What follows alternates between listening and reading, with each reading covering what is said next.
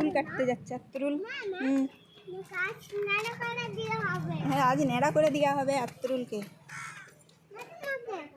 আচ্ছা, আমাকে চুপ করে বসে চুল কেটে নিবে, হ্যাঁ, কান্না করবে না। চলো।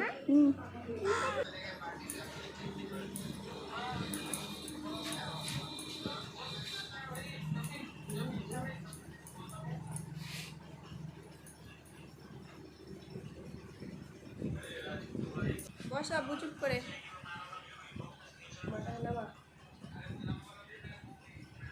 মাথাটা নিচু করে একটু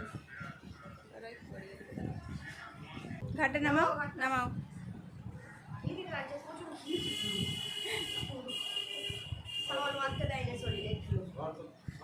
হ্যাঁ,